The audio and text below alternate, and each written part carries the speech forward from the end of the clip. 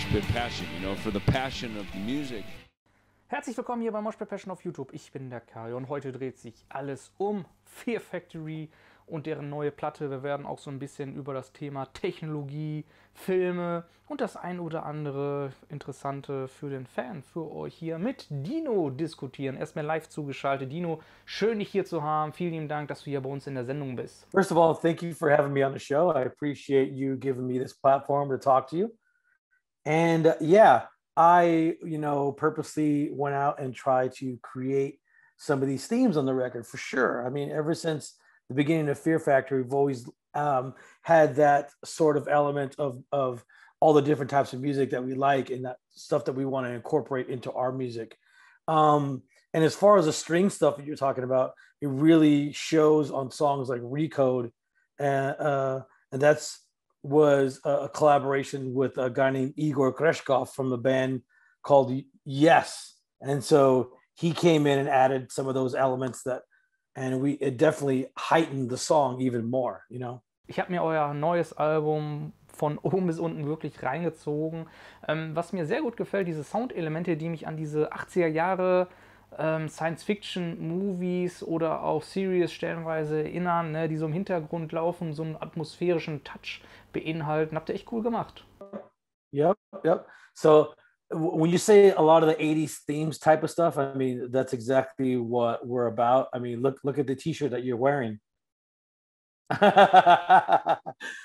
a lot of subliminal messages on the album cover, as you said. You know, it's an automaton in the shape of an F.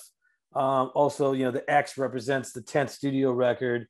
Also, on one of the bottom parts of the F, it says FF10 3190, which is the day that the band started.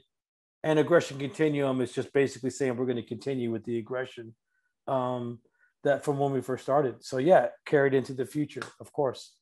Thematisch ist eure Platte ja wieder sehr, sehr breit gefächert. Ich weiß, ihr habt natürlich einige Filme verarbeitet, aber ja, welche Themen wird man da noch finden? We do have some of the themes that are carried over into other songs.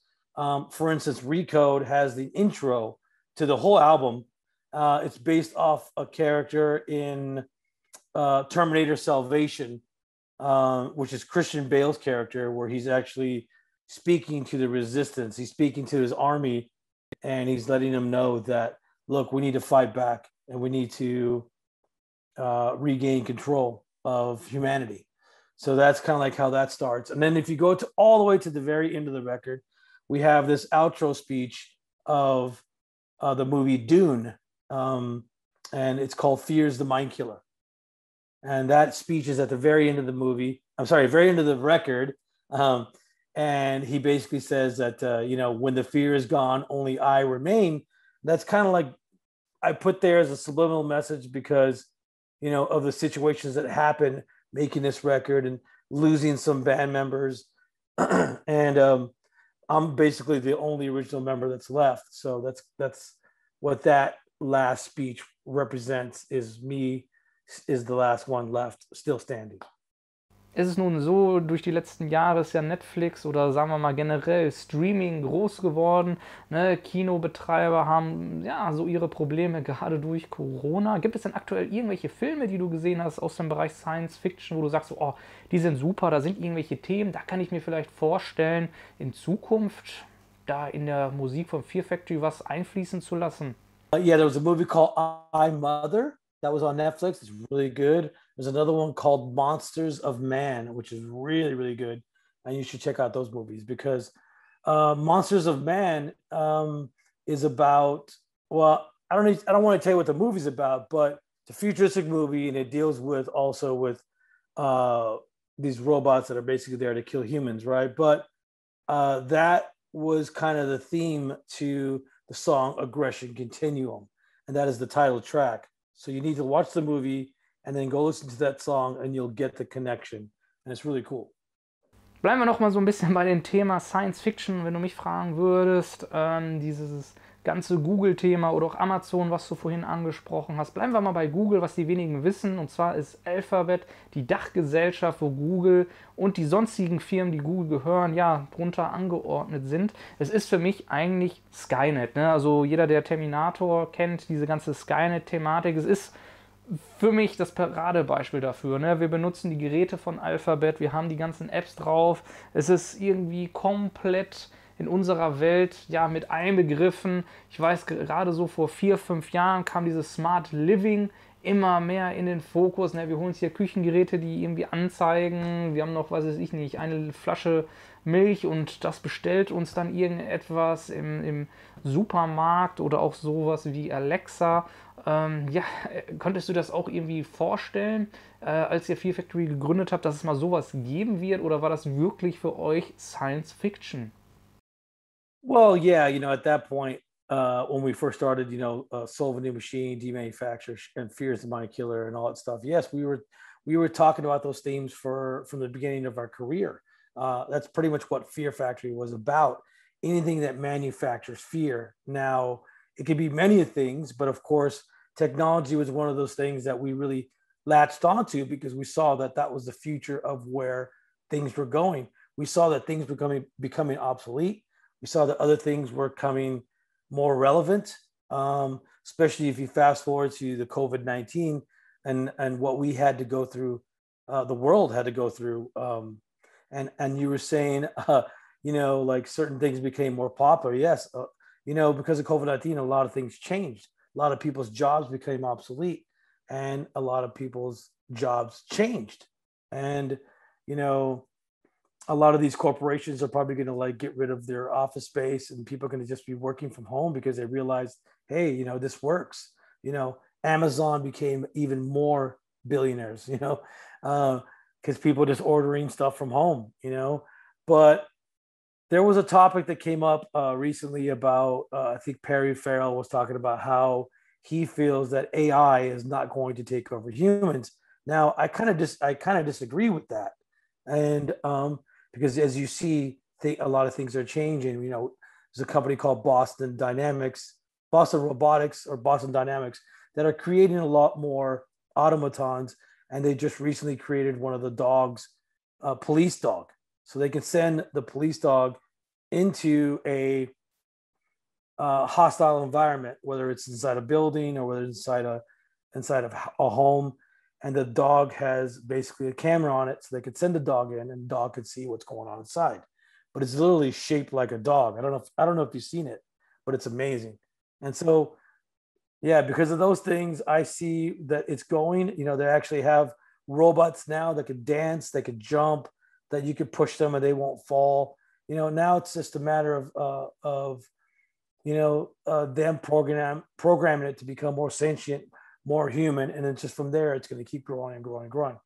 Als du damals Fear Factory ja gestartet hast, und hast du schon mal irgendwie über dieses Thema nachgedacht, wie Streaming? Gab es da irgendwie auch diese, sag ich mal, diese Vorstellung, wir konsumieren nicht mehr Musik über eine CD oder beziehungsweise über einen analogen Tonträger, sondern über, ja, einfach nur Binärcodes oder sagen wir mal MP3-Datenfiles. Konntest du das schon damals vorstellen?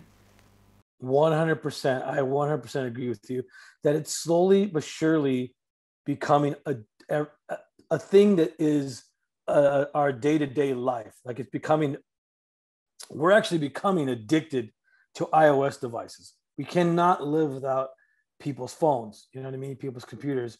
People are very obsessed with it, very addicted to it, that maybe they don't even see it. That's the thing. And that's how it creeps up on you. Now, I think that AI will take over because we are going to let it take over. A lot of these devices are making us a lot lazier. One of the cool things about having social media and iOS devices is that it makes the world much smaller, and we're able to communicate with each other, across the globe, and we're able to see news very quickly. And those are the benefits of having that. But at the same time, social media can, cause people to kill themselves just because people can't handle all the information that's being fed to them, right? And some people don't even realize the information that's being fed to them and how it plays a big role in their decision making. You know, it's all these iOS devices that are pretty much, just kind of destroying ourselves in a way. And I think it's just going to progress and get worse. Ihr habt ja ein Album rausgebracht, das nennt sich Obsolete. Und was ich interessant finde, wenn man so an diese Thematik denkt, an wie wir Musik konsumieren, ich sag mal Vinyl, das wurde ja von unter anderem der Musikindustrie mehr oder weniger immer klein gehalten in den 90ern oder in den Nullerjahren, aber ja, das war dann fast obsolet, hat jetzt wieder einen Hype. Wundert dich sowas? Wie denkst du darüber, ein Medium, was eigentlich fast obsolet ist und kommt dann wieder zurück? Well, a lot of things change and a lot of things do become obsolete, or a lot of times things come full circle. They come back around. And that's just, us. I think it was the hype that people were saying that vinyl is, the best way to listen to music. You know what I mean? Or people think that that's the best way that, that they miss a certain sound or a certain tone or a certain way that a record sounds, right? And I think that's just, that's how it is. But there's nothing, I mean, vinyl is still nothing compared to Spotify or how we stream our music. It's nothing compared to it. Sure, it may seem like really popular right now, and that's okay, but Spotify, blows it out of the water a million times. Ich möchte das so ein bisschen bei dem Thema Vinyl bleiben. Und zwar ist es so, ja, generell, ne, du bist ja nie so, oder sagen wir es mal so, als du vor 10 Jahren in die Band zurückgekommen bist bei Fear Factory, wurdest direkt angesprochen, wie es aussieht mit dieser Trans-Aggression oder auch Archetype-Ära. Und du warst dann immer so, nee, ich war kein Teil davon, warum soll ich etwas spielen? Hast dann aber erst vor 2 Wochen sogar zur Freude vieler Fans gesagt, so, ja, du zählst doch diese Alben eher zu einer Fear Factory-Diskografie. Ich meine, ist ja auch das 10. Album. Und ja, ihr habt ja auch einige Songs in der Vergangenheit live gespielt. Natürlich ist das auch wieder was her, ne? Aber du hast dich dem gegenüber auch geöffnet. Kannst du dir vielleicht sogar vorstellen, diese Alben Archetype und Trans-Aggression auf Vinyl wieder zu veröffentlichen? Well, first of all, I changed my mind over the years because, when I first came into the band, of course, I wasn't on those records. So, some people were, hey, Dino, you need to acknowledge those records. Maybe you should play some songs from those records. And I was like, maybe the fans are right, and I should play a song or two off those records. And I did. Archetype and Cyber Waste, we played those songs live. I mean, we're talking like, years ago that I started doing that. And, of course, I'm an entertainer, I'm a musician, and I want to go out there and I want to make people happy. And so I wanted to add those songs, and we did. So, and then, when it came to this record, it being the 10th studio record, I have to acknowledge that those are still part of the Fear Factory catalog, whether I'm on it or not. I still acknowledge that.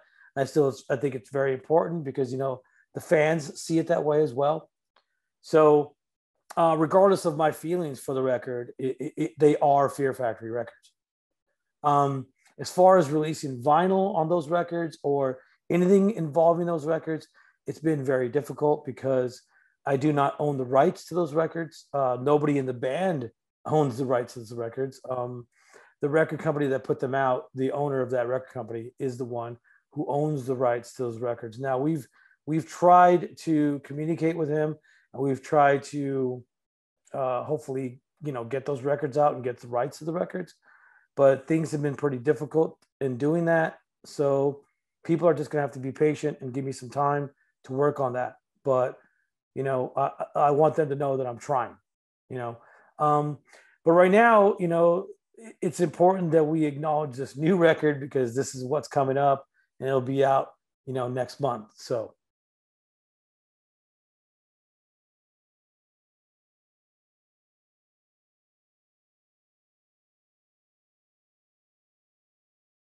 Yeah, it's called bankruptcy. When you go bankruptcy, you have to list all your assets, right? Because if you're going bankrupt, that's because you owe somebody money or you owe whatever it is that you owe money to, right? And sometimes it's a very, very large sum of money. So when you file for bankruptcy to wipe out your debt, you have to list all your assets. And that, in this particular case, the asset was 50% of Fear Factory's trademark. name. So that so what the courts do is they put your assets up for auction. So whoever buys them, some of the money goes to the people that you owe money to. So 50% of the trademark went up for auction, and anybody could bid on it. I mean, you could bid on it, your mother, your father, your friend, your business partner, whoever. It's open. It's an open bid. So I was able to outbid everybody, and so I was able to purchase the name from the courts, and which turned out to be really good, because now that I was able to have the full rights, because I had my 50% and the other 50% was when it was up for auction, I was able to get it, and now I own the full rights to Fear Factory name, so I was able to move forward with this record, because a few years back, we couldn't even name the record Fear Factory. So it wasn't until July 2020 that I was able to regain it and then have the full rights, and then boom, put out this record and move forward. Well, it wasn't necessarily a room, because remember, we were going through COVID-19. So the courts didn't have everybody in a room. It was all Zoom. It was all done through Zoom, kind of like what we're doing now. And so, yeah, you gotta just be there, yeah, like eBay, it's like you're bidding on a pair of shoes, you know what I mean?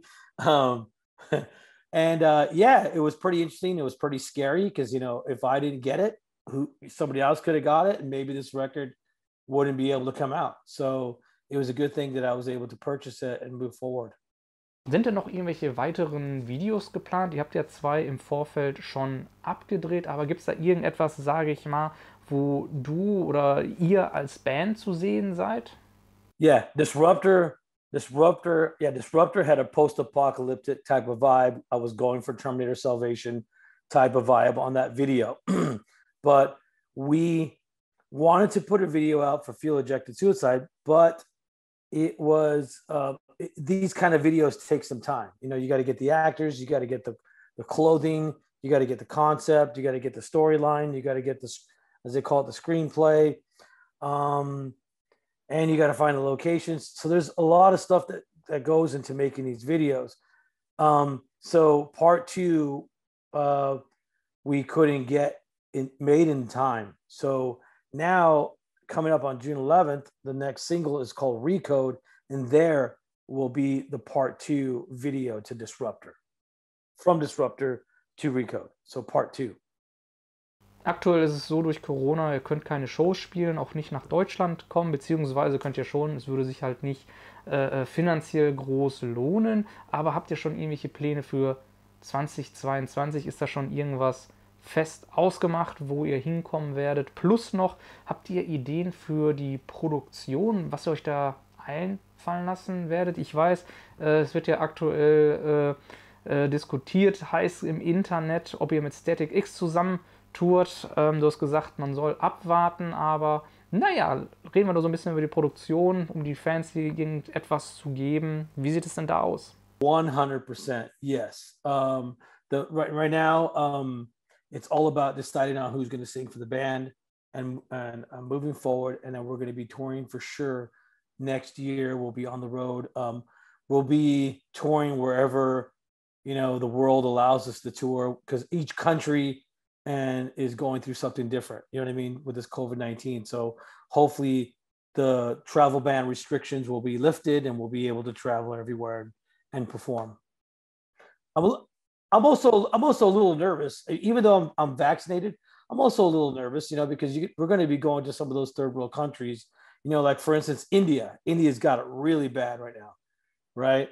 And if the travel ban was lifted there and I had to go to India to play a show, I mean, I would still do it, but I would be nervous. I'll probably be wearing gloves and, masks just to be out there to play, but I would still go out there and take the risk and do it, because even before COVID-19, we're still going to those third world countries, and those other countries have a lot of different, illnesses and sicknesses and diseases that we could still get, traveling there. So, I would definitely take the chance to go out there and play still. I don't want to ruin the surprise, but yeah, I do have a lot of ideas like that, and I do want to get out there, and I wanted to present, expand more on our shows. Of course, maybe certain countries, like, we won't be able to take full production, that's just how it is. But, when wherever we're allowed to bring that full production, sure, I would love to do it. Die letzte Frage, die ich stellen möchte, das ist unsere berühmte Moshpit Passion Frage. Hast du eine verrückte Moshpit-Geschichte, die du uns hier erzählen kannst? Yeah. So I got a funny story for you. So it was probably 1988 or 89. 1989. I was at this music convention and Faith No More were playing. Faith No More. They're really good friends of mine. And I was in the mosh pit, slamming, mosh pit. All of a sudden, somebody does a stage dive, right? And normally, when somebody does a stage dive, you pick them up, right? So this guy landed on the floor. This guy did a stage dive during the Faith No More concert, landed on the floor in the middle of the pit, right? He crowd surfing a little bit and he fell. So I went to pick him up and it was Axl Rose. Yes, it was Axl Rose. So I picked him up. I'm like, holy shit, right? Because I don't know if you know, he was a really big fan at that time of Faith No More. And he used to talk about him all the time on in the press and the media and all that stuff. And so I was, then he took off and then I was slamming some more. And I noticed that there was something that I was kicking with my shoe. And so I went down to pick it up. I picked it up and it was his wallet. So I had to find him. Luckily, the guys in Faith were my friends and I got to go backstage. And I said, hey, I found this wallet. It's Axl Rose's wallet. And I believe that it was Billy Gould who got the wallet and gave it back to him.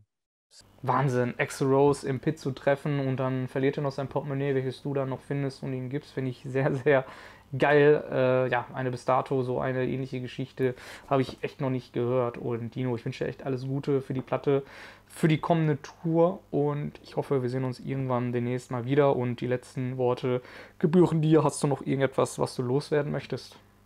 I want to say thank you for all the years of support for the past 30 years. I'm glad you guys really enjoy Fear Factory's music.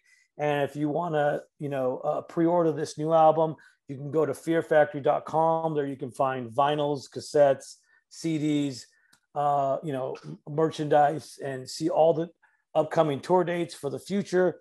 And again, thank you for the support. And thank you for having me on your show.